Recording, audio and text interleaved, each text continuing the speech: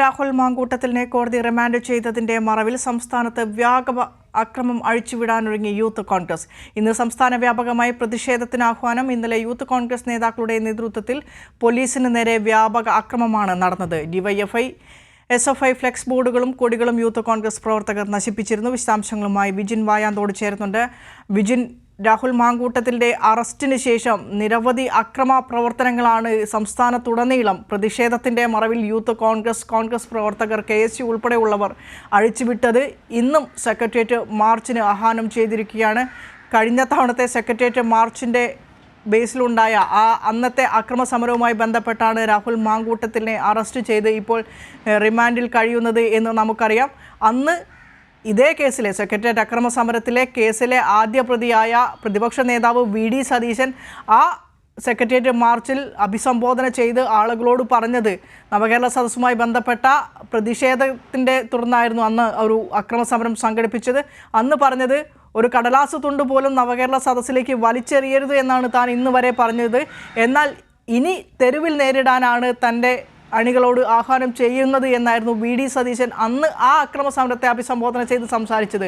വീണ്ടും ഇന്നൊരു സെക്രട്ടേറിയറ്റ് മാർച്ചിന് കൂടി ആഹ്വാനം ചെയ്യുമ്പോൾ രാഹുൽ മാങ്കൂട്ടത്തിൽ അറസ്റ്റിലായി റിമാൻഡിലായ ഒരു സാഹചര്യത്തിൽ ഏത് രീതിയിലായിരിക്കും കോൺഗ്രസുകാർ സംസ്ഥാനത്തുടനീളം ഒരു പ്രതിഷേധം, ഈ അറസ്റ്റിൻ്റെ മറവിൽ ഒരു പ്രതിഷേധം സംഘടിപ്പിക്കാൻ ഒരുങ്ങുന്നത്? വിനിഷ സൂചിപ്പിച്ചതുപോലെ കഴിഞ്ഞ മാസം 20-ന് നടന്ന സെക്രട്ടേറിയറ്റ് മാർച്ചിലെ അക്രമവുമായി ബന്ധപ്പെട്ടാണ് പോലീസ് രാഹുൽ മാങ്കൂട്ടത്തിനെ കസ്റ്റഡിയിലെടുത്തത്. തുടർന്ന് കോടതി റിമാൻഡ് ചെയ്യുകയായിരുന്നു. ആദ്യഘട്ടത്തിൽ ജാമ്യാപേക്ഷ പരിഗണിച്ച സാഹചര്യത്തിൽ തനിക്ക് ആരോഗ്യ പ്രശ്നങ്ങളുണ്ട് എന്നായിരുന്നു രാഹുൽ മാങ്കൂട്ടത്തിൽ കോടതിയെ അറിയിച്ചത്. തുടർന്ന് വിശദമായ വൈദ്യപരിശോധനയ്ക്ക് പോലീസിനോട് വിധേയമാക്കാൻ ആവശ്യപ്പെടുകയായിരുന്നു കോടതി.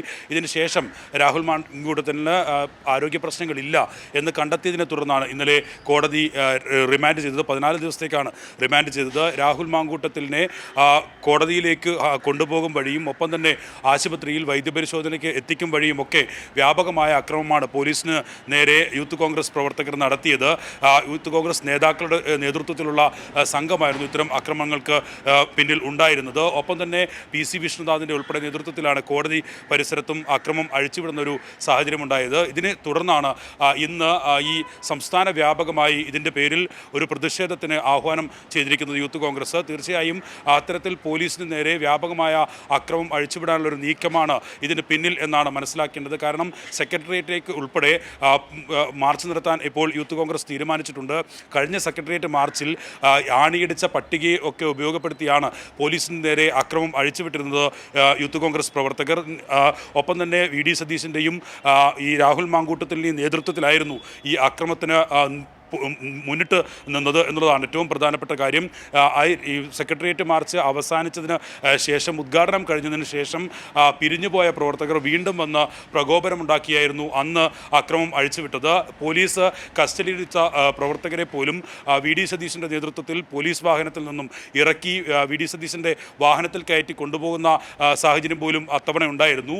ആ രീതിയിൽ ഉള്ള ഒരു സമരത്തിലേക്ക് പോകാൻ തന്നെയാണ് യൂത്ത് കോൺഗ്രസ് നേതൃത്വത്തിന് ഇപ്പോൾ ആഹ്വാനം നൽകിയിരിക്കുന്നത്. അത്തരത്തിൽ നിർദ്ദേശമാണ് ഇപ്പോൾ യൂത്ത് കോൺഗ്രസ് നേതൃത്വം നൽകിയിരിക്കുന്നത്. അതുകൊണ്ട് തന്നെ ഇന്നലെ മുതൽ തന്നെ SFIയുടെയും DYFIയുടെയും ഉൾപ്പെടെ ഫ്ലെക്സ് ബോർഡുകൾ നശിപ്പിച്ചും ഒപ്പം കൊടിതോരണങ്ങൾ നശിപ്പിച്ചുമെല്ലാമാണ് യൂത്ത് കോൺഗ്രസ് സംസ്ഥാനത്തുടനീളം വലിയ രീതിയിലുള്ള അക്രമം അഴിച്ചുവിട്ടുകൊണ്ടിരിക്കുന്നത്. ഈ കേരള സദസ്സുമായി ബന്ധപ്പെട്ട് കേരള സദസ്സ് ആരംഭിച്ചത് മുതൽ തുടങ്ങിയ അക്രമമാണ് യൂത്ത് കോൺഗ്രസ് പ്രവർത്തകരും നേതാക്കളും ഇപ്പോഴും തുടർന്നുകൊണ്ടിരിക്കുന്നത്. എന്തായാലും വിനിഷ സൂചിപ്പിച്ചതുപോലെ VD സതീശൻ്റെ തന്നെ നേതൃത്വത്തിലുള്ള നേരിട്ടുള്ള ആഹ്വാനത്തിൽ ആണ് അക്രമം സംസ്ഥാനത്ത് അഴിച്ചുവിടുന്നത് എന്ന കാര്യത്തിൽ സംശയമില്ല.